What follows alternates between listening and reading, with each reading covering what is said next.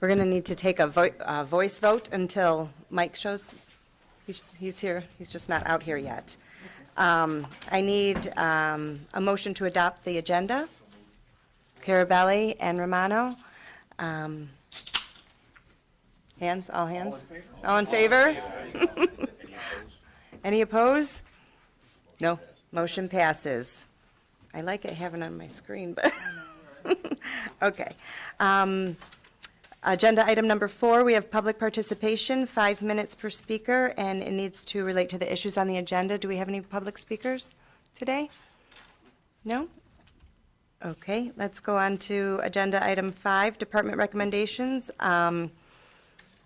I need a motion to recommend a full board to approve a budget amendment for Community Mental Health Fund in the amount of $3,400,000. What did I say? $3,400,000. 3.4 million. Motion by Commissioner Kraft. Support? Druzy.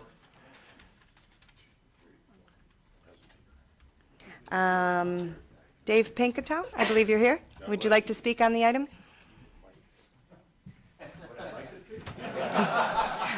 Thank you for coming to speak.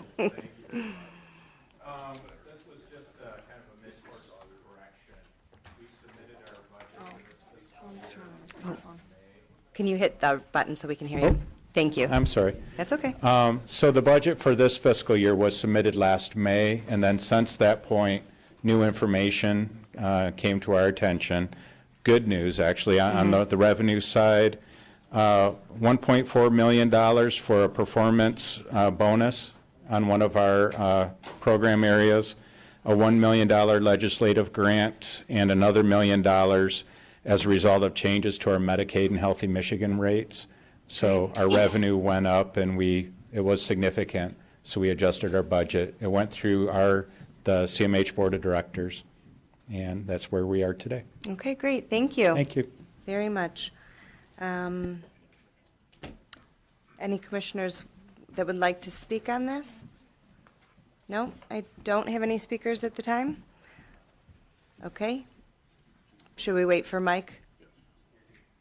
We're good? Okay, please vote. We took a motion prior.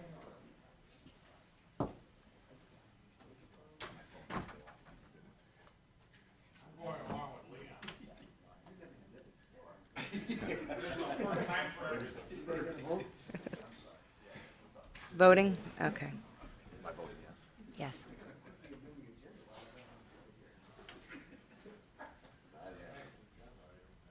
Okay, the motion passes 12-0. Agenda item 5B, we have a budget amendment. Oh, I need a motion to recommend a full board to approve the budget amendment. It's for medical marijuana operation and oversight grant, $294,562. Leonetti and Romano.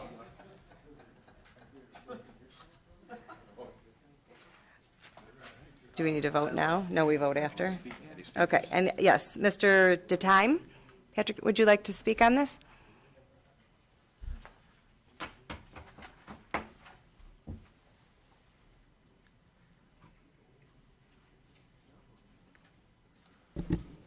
Good afternoon.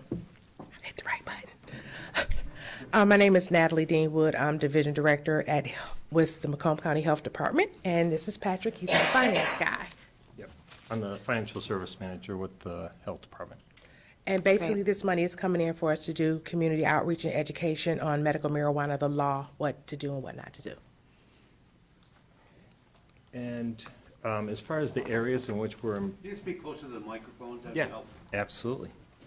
The areas in which we'd be increasing the budget would be, where's my sheet? It's here somewhere. Oh, I know where it is. There's going to be, it's a total of $294,562, and the big chunks of it are $181,000 roughly in the supplies and services category, $41,000 in the contractual category, 32,000 in the capital expenditures. There's, that's just maybe $2,000 in the salaries and fringes for a county employee to offset some of their hours. Okay, we have some questions. Commissioner Drolet, Thank you, Madam Chair. Just, with that? is this to educate the citizens broadly, or to educate people in that industry, or local governments, or who's the target group that would be educated by this? Community broadly.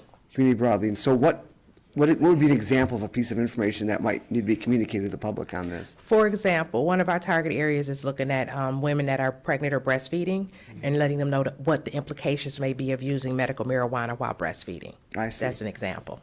Okay, thank you very much. Okay, thank you. Chair Smith? Thank you.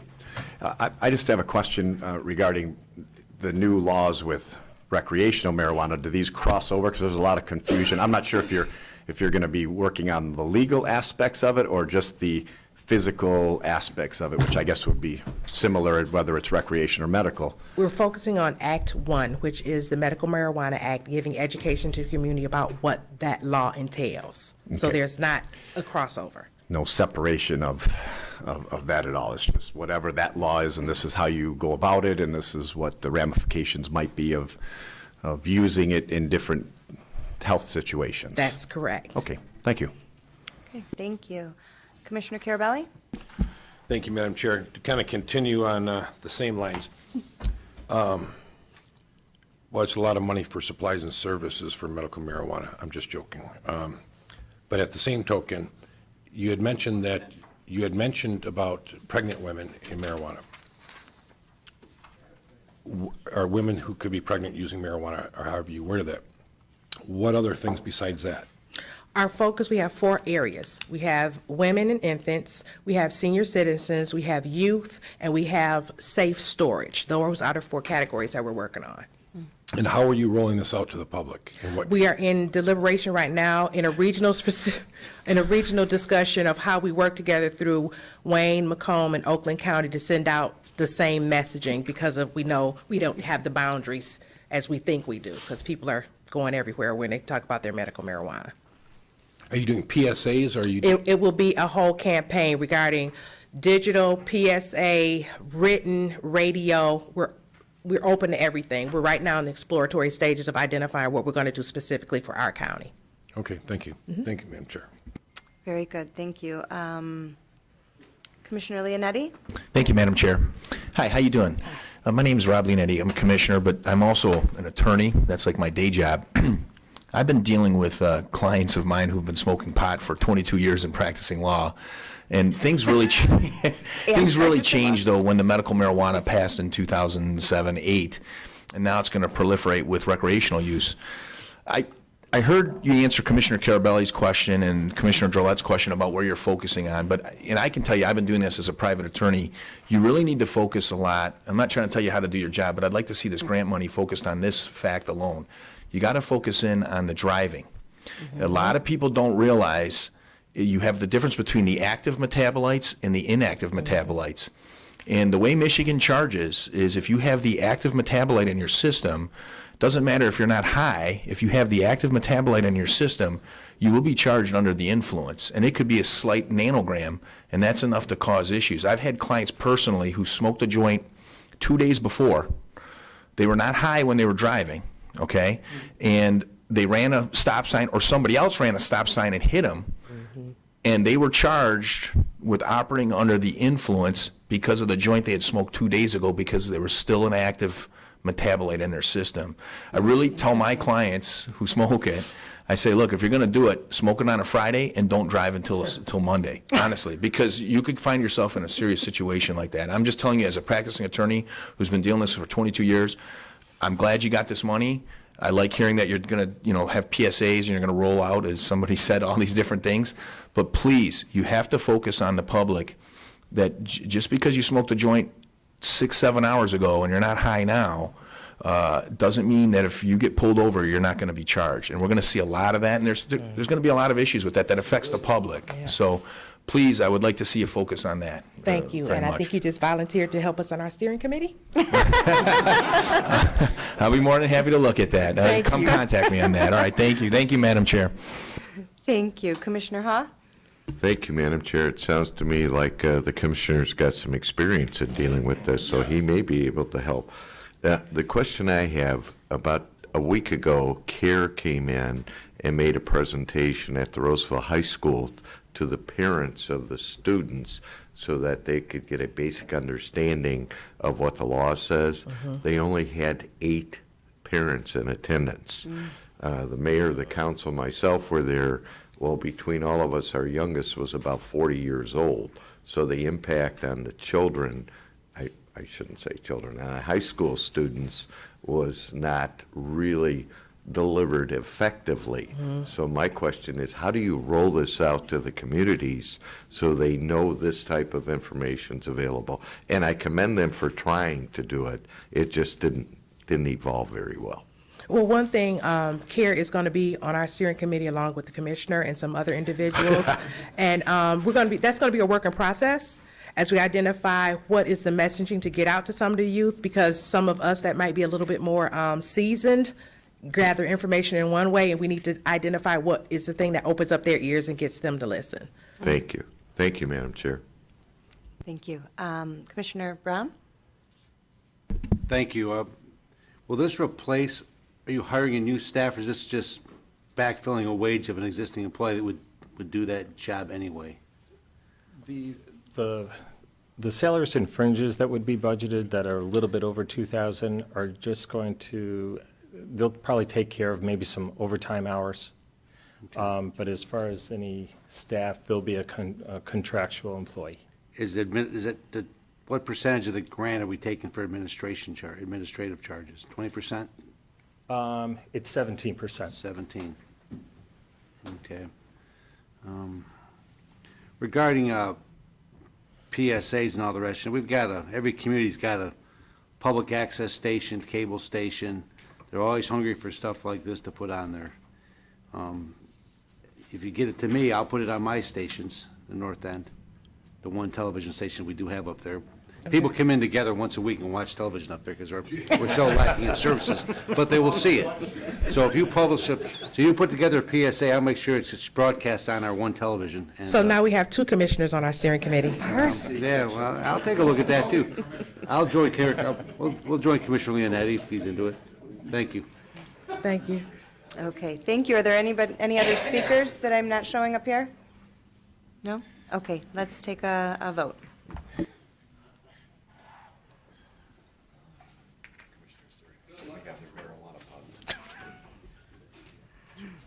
I didn't have any. And it passes 12-0. Thank you. Our next several items are with Mr. Cutler from Financial Services, and I'm wondering if I can have a motion to take C, D, E, F, and G together. Give them a little time. Okay. Works on my schedule, let me know. Moved by Druzey, supported by Just come for Commissioner meetings, Ha, something like that. and Mr. Cutler?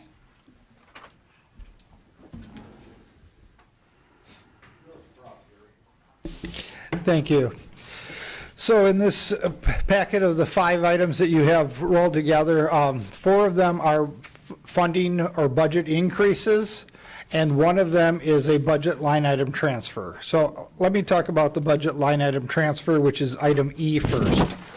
Within our TFAB commodities program, I came to you last month and had some additional funds for TFAB trade mitigation. So as we're rolling out more, now I'm on the rolling out item. As we're rolling out more commodities to the constituents in the county, we have a need to get another refrigerated truck. The current truck we have is an old diesel, and we're looking to get a new truck. So I'm looking to do is moving budget from salaries and fringes down into capital outlay to buy a truck. So we've went through the county and identified getting a chassis for $35,000, and then the refrigerator unit we're estimating at $30,000. So I'm looking to move a total of $65,848,000 from salary and fringes into capital outlay. So that's the one budget adjustment that I have in front of you that isn't additional funds. So the four that are additional funds affect 5 programs. So the first one, item C in your agenda, is from AAA 1B. They are giving us additional funds, and those additional funds will be used to increase our number of home-delivered meals that we're distributing and also our congregate dining. So while some of the money comes from AAA 1B, as we get additional units that we're going to distribute through those, we also get some NSIP funds. So there's some other funding coming along, and it does require some in-kind match. The in-kind match is non-federal funds that come into the program. We work with the planning department. Actually, one of my staff just sent the new planning director an email earlier this week about them for our next cycle to go out and get values of appraisal costs or values of the property where we're distributing the food from. And the current partners that we have where the food is distributed, the value of their property we're using exceeds the amount of money that we need for in-kind match. So even though we're asking that the budget be increased for in-kind match, that in-kind match is already out there coming from the community. For example, our food partners, the space that we use to distribute the food and to pack the food, the value of that exceeds what we're required for the in-kind match. So we only book up to the amount that's required. So there's no additional funds that have to come in. Even though it's listed as in-kind, I want to identify that there's no additional cash needs from the county. Item D is part of the Office of Senior Services. In this area, they've asked us to apply for some additional funds. We had originally applied for about $65,000 in funds. We were only awarded 21. Again, they gave us an open request, so we asked for the moon, and we got $21,000. So this increase is being used effectively to, the bulk of it's used to update the facility. We're looking at getting some chairs and replacements.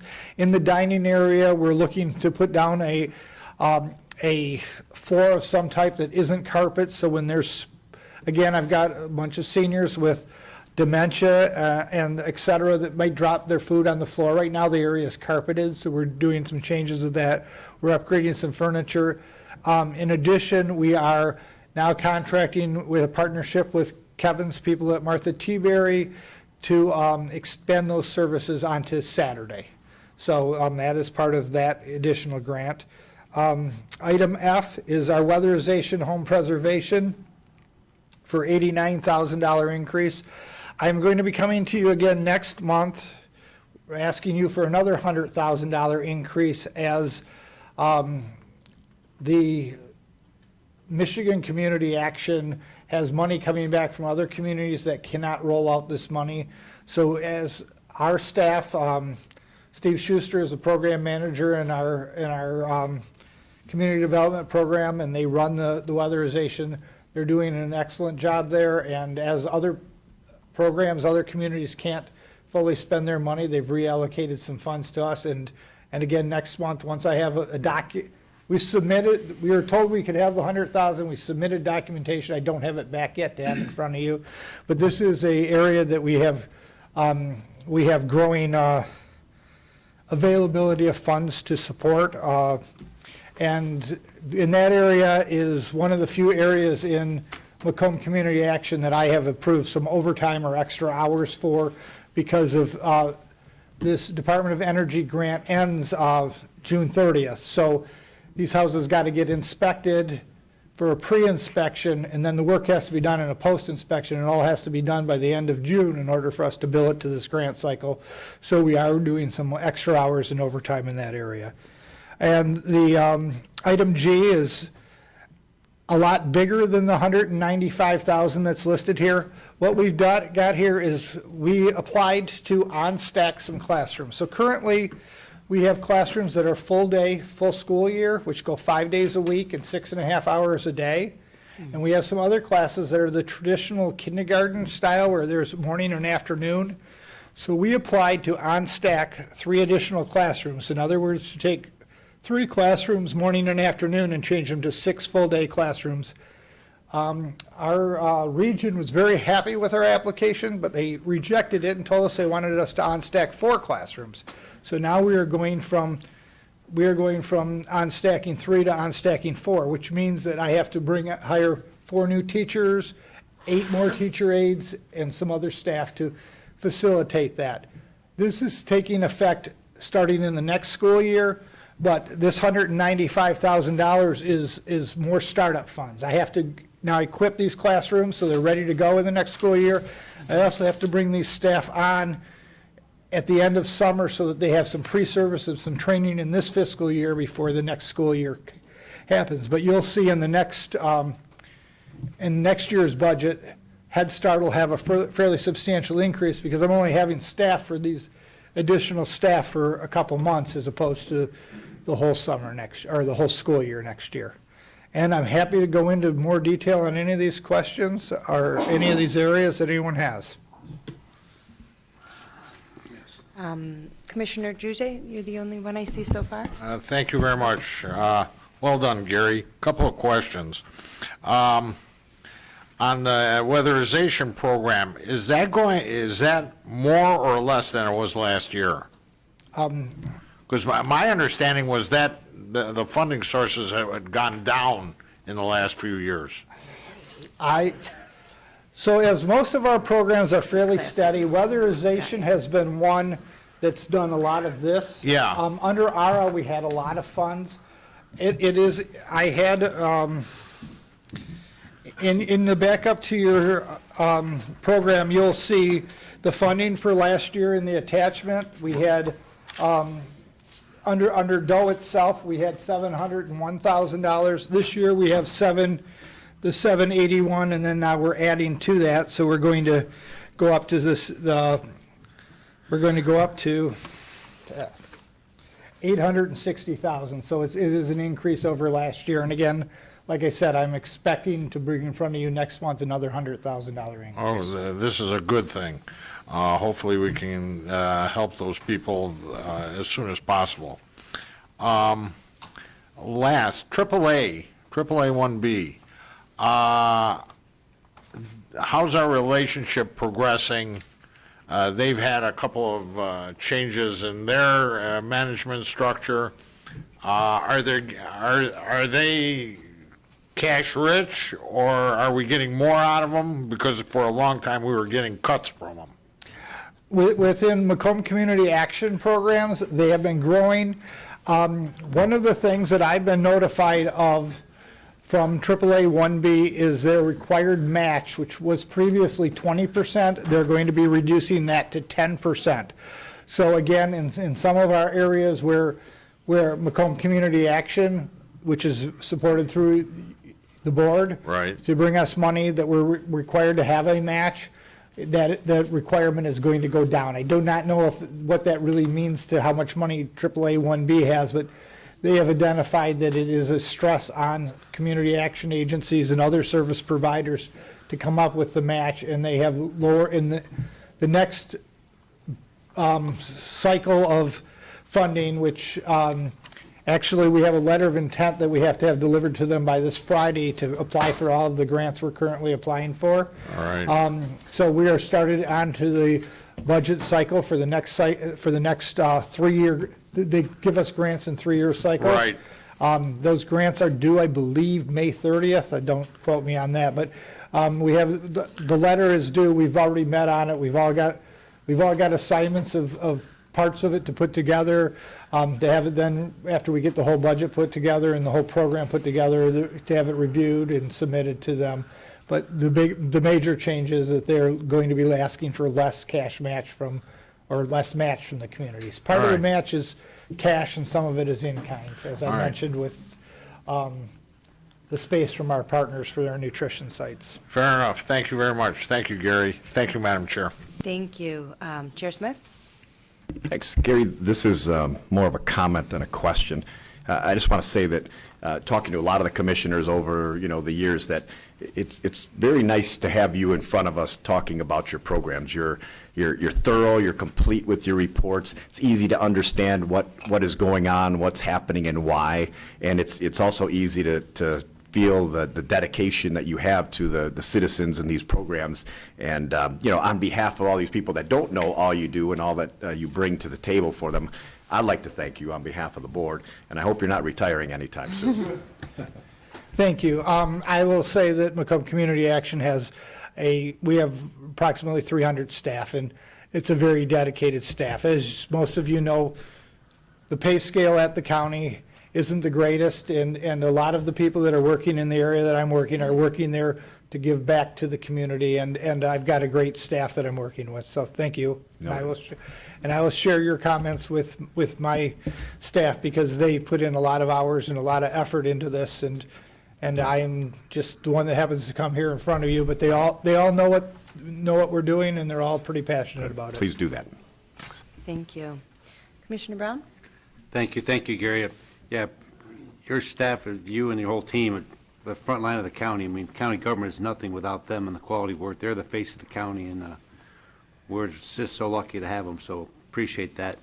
Regarding this, the Head Start program with the unstacking of the schools and all that, when you go through and explain the things that you have to do to accomplish the task, remind you, maybe I've been told this before, I've been around here a little while, you probably have told me before, but how is it that you have the responsibility of doing all this stuff for these classrooms?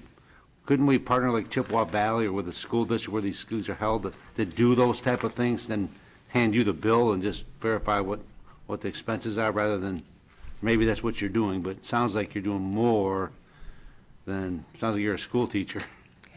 So, well, we have partnerships with a lot of the school districts, including the MISD, to house our classrooms in their facilities.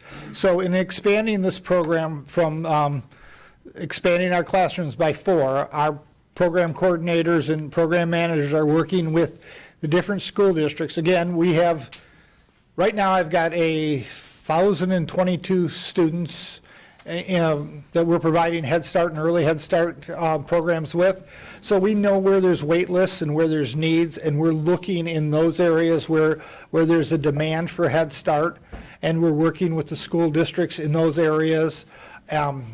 We have a couple locations that aren't in school districts. We have a church that we're a partner with and other places to get the classrooms where the need is. So we partner with a lot of the school districts, and again, Head Start has an in-kind requirement, and my major support for in-kind, or by in-kind it's non-federal match, is from the school district. So Chippewa Valley, and again, I don't know, I have a list, but I don't know it all off the top of my head, but the school districts that provide space, we get from them, and we have an appraiser that goes out and does, as opposed to using the planning department, which I can use for our nutrition programs, for our Head Start programs. Our grantor requires us, they felt that the planning department was not an independent appraisal, so we have to actually have a paid appraiser to do that. But we have the property appraised, and then we take that value of the space, the janitorial and the other stuff that they are supplying for us for that in-kind match. But as we expand, not only do we have to interview and hire good staff that can do this, and we also have to partner with the school districts around the county to get additional spaces, and we have to do that where there's a need. Who does the interviewing, if you may? Who does the interviewing? You got that? Did you sub that out to the schools? So for the teachers, the interviews. So at Macomb Community Action, we have a program manager or above in on all interviews. Generally for teachers, I haven't sat in on any teacher interviews. It's not in my skill set, but I have some Head Start program coordinators. I think the program coordinator title is a misnomer. They're supervisors of other coordinators. And so the teacher reports to what's called a ed specialists. The ed specialist reports to these coordinators, and I have program managers. And then my Children and Family Services Division Director would also may be in on those interviews. But it is Macomb Community Action Leadership Team that's involved in the interview process. And we work with HR to post these positions and bring in candidates. We just had a couple come on board just recently because of turnover in staff. Thank you. Thank you, Madam Chairwoman. Okay, thank you. Are there any other questions? I actually have one. I'm curious, as a kindergarten teacher myself, what the pay scale is for the Head Start teachers. I know it wouldn't probably be comparable to public school.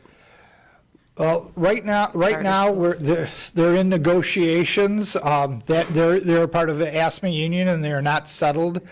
My understanding is that the county offer is for a pay cut to them, but their current salary maxes out.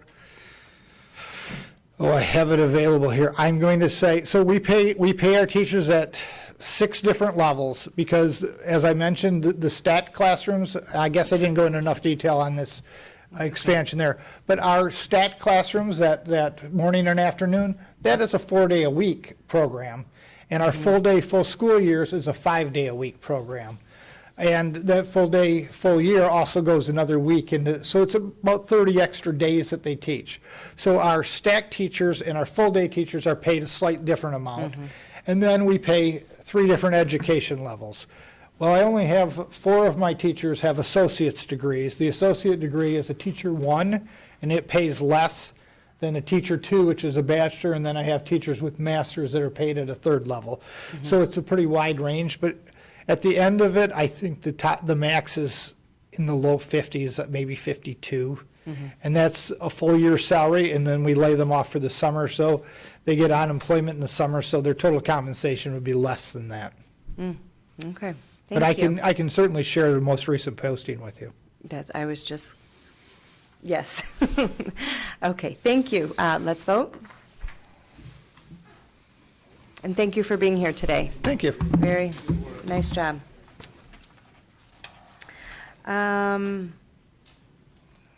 Item, was it 5H?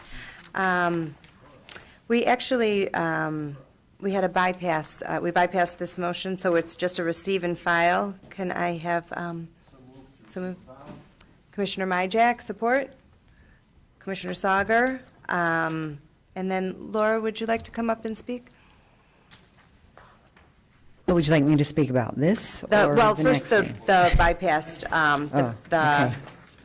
So the bypass is, we've been talking about the $2.1 million grant that they were giving to county veteran service offices, and they mentioned this to us in September. And finally, I submitted the grant back in, I believe, October, November. I didn't get the grant document. That was actually signed and ready to implement until the end of February, or around the middle of February. So with that, and since it was hiring a tax person, half a tax season was already over. So it was important to get it in, because if this was going to be our first meeting, it's 2 more days till the end of tax season for me. So we tried to get it rushed through so we can hire that tax person. So with the grant, I was very fortunate to get it doubled. We were expecting 110 and they doubled it. And it now looks like there's good talk that we'll get it next year, but it will only be the 110,000 for next year. So, thank you. and I did put in a supplemental request. The initial request was for the 110. I put in a supplemental request of like another 14 items. And every time I change something, I have to get it approved by them first before I send it. All right, thank you. Do we have any questions, comments? No? All right, let's vote. It's free money. And then you're up next for the next item as well. Yes, let me grab that.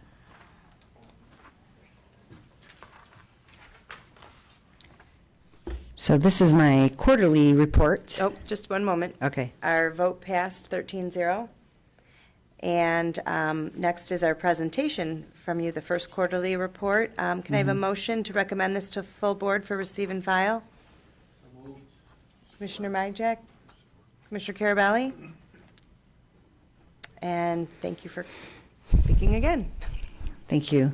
So there has been a few changes, and I did drop off the books. Hopefully, everybody got a copy of the new books, what every veteran should know. So when you talk to your constituents and they ask you, hey, I have this question, you can flip through there and hopefully be able to answer some simple questions, and if not, most definitely refer them over to me, because we do have 50,000 veterans in our community, and we hope to think we're the experts on that. So, but some things I'd like to mention is I did find out around 12 o'clock today, Andy, who's on our Veteran Commission, that's appointed by your board, passed away this morning. He was 98. Andy Knapp. He's a veteran of Pearl Harbor. Yeah, World War II. 98 years old. So now we have a vacancy. So it's up to you to do your advertising and let us know when that's going to happen, so I can pass the word out through our channels. Okay, thank you. But that was this morning. Laura, I have to interrupt. I talked about him last night to someone, and my son's 12. My son never got a chance. I never got a chance. I wanted my son to meet him. He's been really sick for about 6 months. Really, I am so sorry to hear that. Bless his. Sorry. It's like family.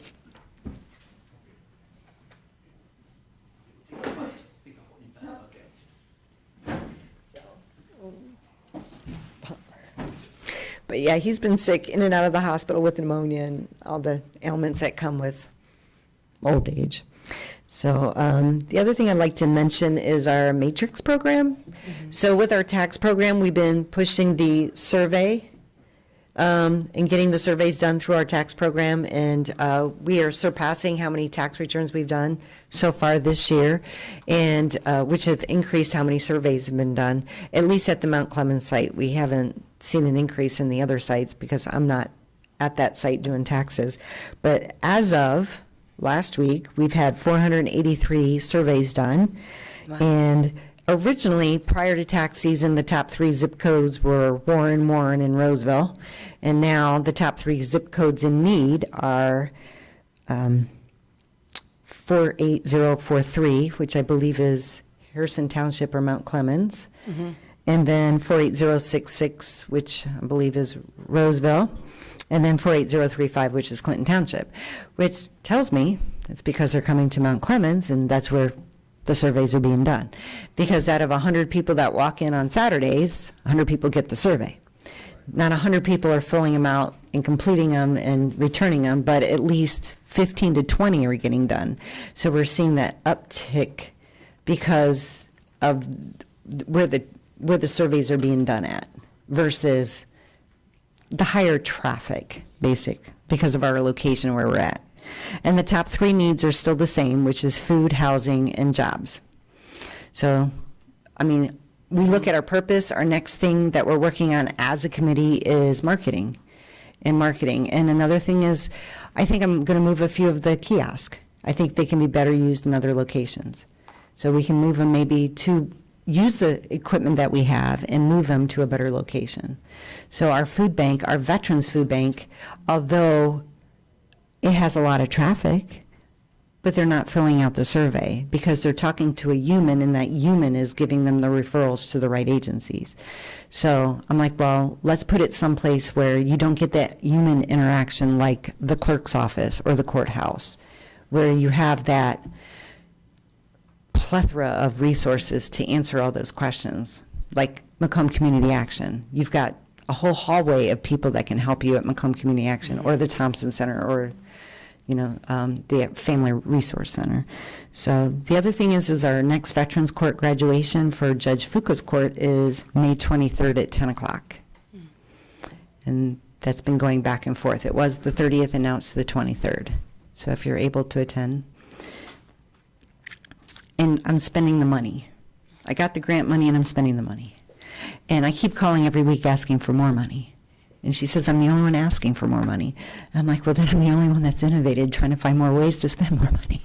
So I'm like, send it to me. But they said the money that's unspent goes back into the treasury. And there's a lot of counties that did not ask for the money. Out of 83 counties, there's tons of counties that did not ask for the money. So I'm like, shame on you. Give me more. Sorry. So, oh, and the Wi-Fi. Remember we talked about Wi-Fi? Yes. So there's a 3-step process and 2 steps have already been done. So we're almost there. So the 3rd step will be done in like 2 weeks and I'll have Wi-Fi after 10 years. Makes a difference. Yes. Especially after 10 years. We'll just roll that out with the marijuana, right? So I just roll that out with the marijuana. Okay, so do y'all have any questions for me? Okay, we have some speakers. Commissioner Kraft? Thank you, Madam Chair. I was going to ask you about the Wi-Fi because I saw it was accomplished, but we're almost Yeah. there, so that's good. Yeah, 2 out of the 3 steps. How's it working out so far? Or is it just you can't use it yet? You have We to can't wait. use it yet. Okay. So they came and did a survey, then they laid all the wiring. Okay. So they did all the wiring for it, and then the 3rd set is bringing the boxes and putting You're that. just not And it's all fully- contractors that do it. The IT Sure. doesn't do it, the contractors do it. Okay. So I'm looking forward to that. Good to hear. And one more question. One of the key issues you have on here is the new appeals process. Oh, big problem. What's the difference between what it was and what it is now? Huge, huge, huge. So there's over 80,000, claims and appeals. And the old way, an average appeal is taking 5 to 10 years. If you're a veteran, you know it. You've been through it. You've experienced it. This new process is taking it away from the old way because Congress has mandated, hey, you need to do something better, and people are dying. And we see people die all the time in this waiting process. And no money goes into an estate, and no money is ever given to the heirs unless they have a spouse. They don't have a spouse, the claim dies when the veteran dies. So, welcome to our world. So, you can only do so much. And, okay, so this new process is 3 lanes. You have new evidence, you can go this lane and submit your new evidence, and it doesn't need to go in front of a judge. You just submit your new stuff and go in front of another adjudicator. Then there's a second way where you don't have new evidence, but you feel that there's a gross mistake and they could fix it, and it still doesn't need to go in front of a judge. Or I can now go straight to the judge. The 3rd lane is let's go straight to the judge, which before I couldn't get there until I stopped at these 3 steps. And this step took 3 years, this step took 2 more years, and then this step takes another 4 years. And there was absolutely no way for me to bypass them, knowing that these people don't have the authority to approve a claim, approve this type of claim. Only this judge does. So now I can just bypass them and go there, which is awesome. But it only was implemented in February. So. Well, that's I dabble in a former life. I dabbled a little bit in that stuff, so I saw that there were changes, and I went, "Gosh, I hope for the better," because they weren't very good before. So, thank you for No. that update. Thank you, Madam Chair. But for the 80,000 that are still in process in the old way, they're staying in the old way.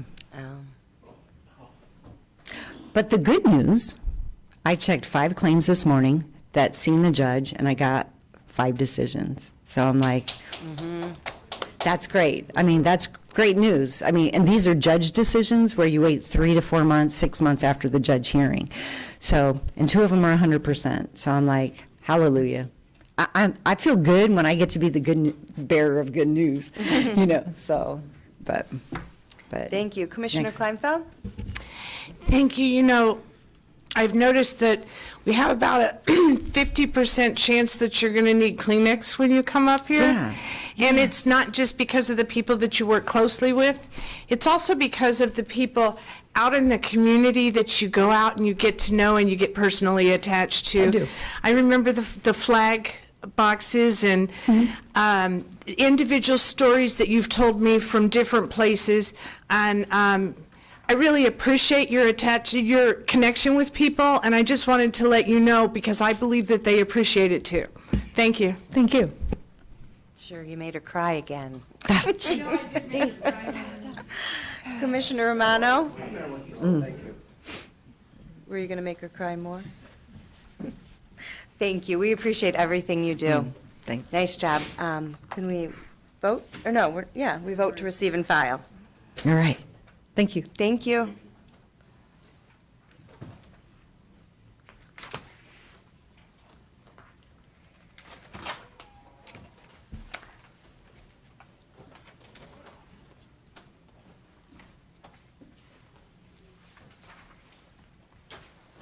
The vote passes 12-0. And our next presentation is from the Director of Martha T. Berry, our monthly report from Kevin Evans. Welcome. Thank you, Madam Chair, Chairman, Commissioners. Thank you for having me. This is a quarterly update. I'll be covering some of the things that we've done in the first quarter, but I'd like to... I needed a motion, didn't I? Oh, did you need to do a...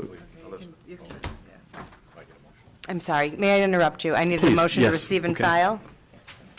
Commissioner Romano and Commissioner Drollet? Okay. Thank you, Kevin. Thank you.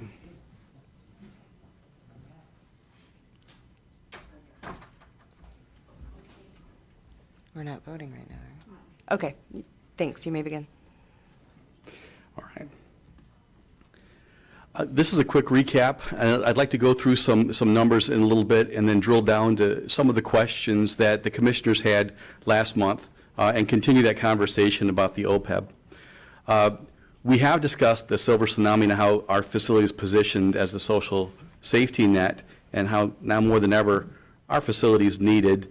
Let you know about the Climb to Excellence. I'll give you an update on the survey here in a little bit. Our staffing levels still are some of the best in the state. As a matter of fact, we recently had an audit from CMS on our direct payroll, and we're ranked out of 437 facilities in the state. We have the 18th most CNAs adjusted for acuity in the state. That means we have the best potential to care for people in the state. We're talking a little bit about cash flow and rebuilding the infrastructure. We had a lot of discussion on that, and I would like to spend some more time on that as we move forward. Again, this is the note that I sent at the beginning of the year, letting the commissioners know that across the country, census is at 81.6, and we have been at 98 for the better part of 7 or 8 months now, and we're at 95 right now. And you can see it right here. That thick line coming up is what our year is this far, 2019. If you take a look at the very bottom of that, you'll see that's where the average census in Michigan is, 81.9%. So we're doing very well. We're also financially solid. We talked about what our EBITDA is last year to make sure that we're managing the Martha T. Berry's finances. And this is our first quarter right now, unaudited. Our revenues were at $7.5 million. Our operating expenses at $7.1 roughly, which gives us about $386,000 first quarter to the good. The challenge that we have, and I just want you to know before I show this, I'd like you to look at the slide. The slide that I gave you last month was from 2018, and I had our accountant from Plant Moran, Jeff Ostermeyer, who's with me, by the way, today, look at these again. And what happened was, these are the old numbers. I have that slightly revised. So you have it in your system right now. Is it different in your system? Okay. So our OPEB actually is about $1.3 million, not $1.5 million. In 2018, we had an extra payment in there, and that's where that came from. Can I interrupt you for just 1 minute? Certainly. I don't know if I'm alone, but I don't know what OPEB is. Oh, I'm sorry. That's okay. OPEB is other post-employment benefits. This is okay. lifetime health.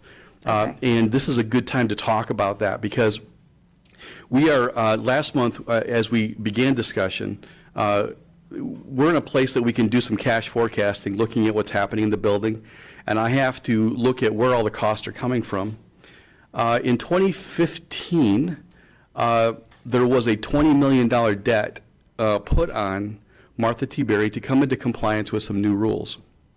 And we have been paying on that every year since, that OPEB, or other post-employment benefits, to the tune of about $1.327 million.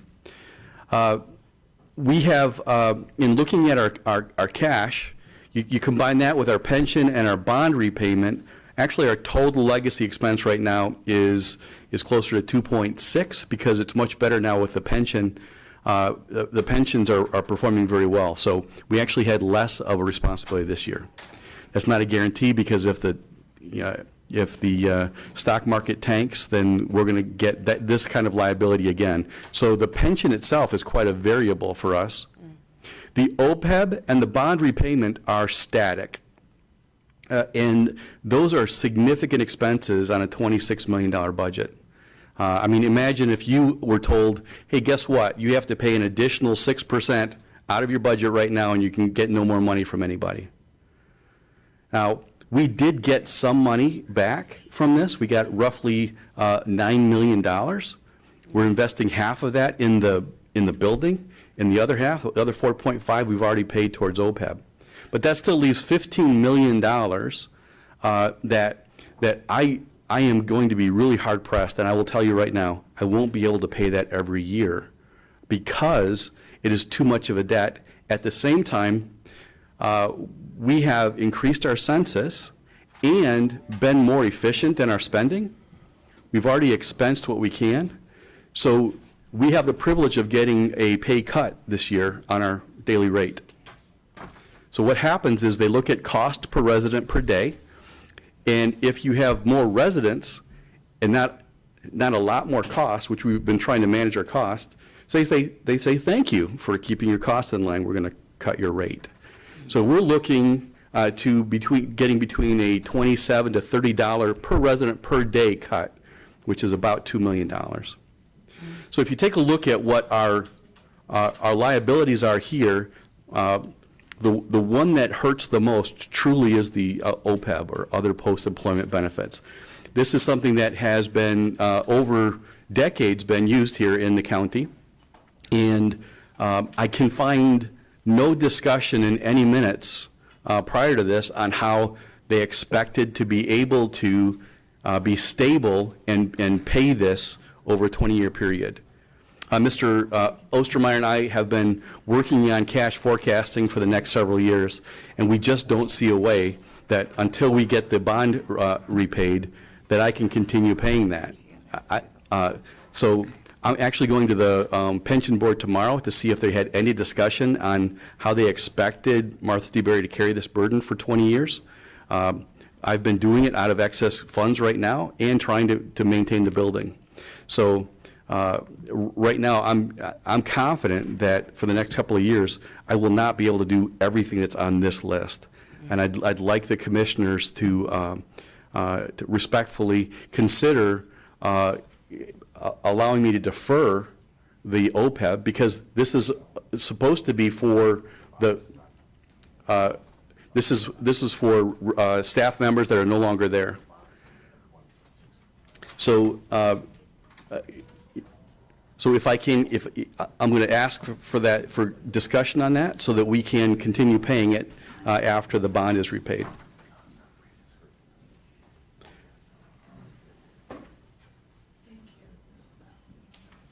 Okay. Do we have any speakers? Any questions? Well, I would expect a lot more discussion on it after that, but I just want to let you know it's not an emergency right now. As a matter of fact, I've got an interest payment that we're going to be paying next month on for that. It'll be, how much is that? It'll be $265,000. So this isn't anything that I need to done urgently. So and again, the reason that I'm coming early is so that we can have open and direct discussion on this, and hopefully come to a resolution that'll allow us to honor our debts and then and move forward positively. Okay. So yes. Yes. Chair. Kind of relevant to this. We'd had some discussions in the past about the depreciation issue with the county, and that you weren't able to use the depreciation. And I don't know if that's something worth talking about now or to throw into that. Have you had any resolution on that with the finance about, because I know that would have helped your, I believe it would have helped your cash situation a bit? Or? Well, it'll help us in future for being able to fund depreciation, but right now, for the county to get the rest of the bond paid for from us, they have to have a correlating expense to it. Okay. So they have to hold on to that until the bond is paid for, and then they can transfer it over to us. Okay. Does that make sense? Yep. Okay. Because you're not allowed to make money on me in that way. That's fine. So, or I say on me, I'm sorry, I own the business, so at least at heart. You own the business and I serve you, so. With that in mind, we'll continue on, and I'd be happy to answer any other questions that you might wish to ask. This was the top impact codes that we had last month, and this was all the impact of residents and family members. Mr. Carabelli Commissioner Carabelli asked me to show residents only. So when I went back to my admissions department and I said, can you tell me, where our current, at the time, 211 residents' home location is, my admissions coordinator smiled at me and said, sure, 48043. This is all their home. And it made me smile, but I said, I'm sorry, that wasn't the intent of the question, but thank you, you're absolutely correct. So this is, so she went and looked through each of the residents' files to find out where they came from, what their home was. And, and where is, Go back to prior screen. Have all the zip codes listed. Yep, and those are all the zip codes for the residents only. I'm sorry, I had it backwards there. Thank you. I took the other ones out to avoid confusion, and I confused myself.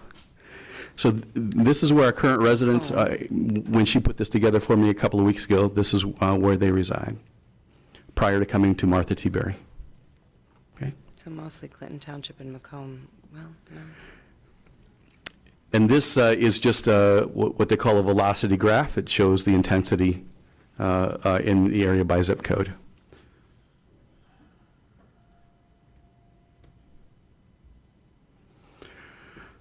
A couple of quick items. We have an annual survey that the state surveyors come in and look at what we do. We have traditionally performed poorly on that for several years, probably for 8 or 9 years. We did better this year than we did last year, and it's one of the better ones that I've had since I've been there in my short time, which, by the way, will be 3 years tomorrow. Congratulations. Thank you. We had, in 2018, we had 21 concerns that were noted. We had 14 concerns from the state surveyors. We're going to, if they become actual citations, we're going to be disputing 4 of those because they were training some new surveyors, and I don't believe they were looking at the right way. So sometimes we have to give appropriate pushback. Our medical director is in full support of us asking to get those overturned. Our fire marshal survey went equally as well. A new gentleman is in the area, and that was a lot of fun. Our emergency preparedness plan was brand new for citations this year. Prior to this, they'd never had a federal tag on that. They call them E-tags for emergency tags. The fire marshal itself is K-tags, and then the federal survey is F-tags. So he's going to recommend no E-tags for us. We have 4 documentation tags. 3 of the 4 process tags that we had were already repaired before he left the building. And the other one was we were doing fire surveys on every shift, but they weren't far enough apart from each other from one quarter to the next. So one time we had it at 3:30, one time we had it at 4 o'clock, and they wanted to have 2 hours apart every single time. So we got cited on that. Construction is going very well. Our staff, residents, and families are extremely excited about what they're seeing. They're doing finished cleanup on the front of the house that will take us the next step towards what we call open dining times to get away from the tray service. Once we get occupancy for the front of the house, we're going to open the top 2 floors for our residents. The bottom floor we're going to use for the temporary kitchen. We're going to pull entirely out of the back kitchen and then give that to them. They should be finished with the kitchen then by the end of June, first week in July. We'll move everybody back there and then open up open dining times to the entire facility. Our cafe, which is the last thing we'll put on, we're expecting to open up in early fall. We're going to take care of the residents first, make sure all their meals are where it needs to be before we have the cafe, which our family members can't wait for. And the morgue is looking forward to, they said, so. Oh. The staff of the morgue, not the clients, not the clients. Right. I was like, okay. Okay. You might thought I need some information from the previous person. All right. Is that the conclusion? Okay. Okay. Okay, great. Do we have any questions from any commissioners? No? Okay, let's vote to receive and file. Thank you for coming. Thank You're doing you. a great job. Thank you.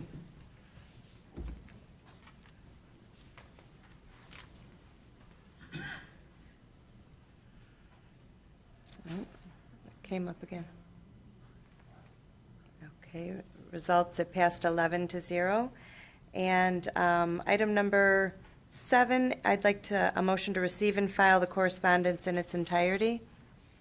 Commissioner Brown, Commissioner Leonetti. Do we need to vote for that? Yeah, let's vote. Oh, I'm sorry, discussion? I'm just concerned that the report we received from the MSU Extension may have been an error. They may have sent us the wrong region because all these events took place in Novi and in Lansing, and none of them took place in Macomb County. So I just want to confirm that we didn't send us the wrong report. So just want to bring it to members' attention. Thank you. Yes. I will find out about that and let you know. They all took place in Novi and Lansing. That was odd. And is there any new business? Oh, I'm sorry, the vote was 11. No, that one hasn't come up yet. That was it. That was it. It did, okay, we're good. New business, are there any commissioners with new business today? No? Okay, well, how about public participation? Is there anybody that would like to participate? 5 minutes is your limit? No? Motion to adjourn.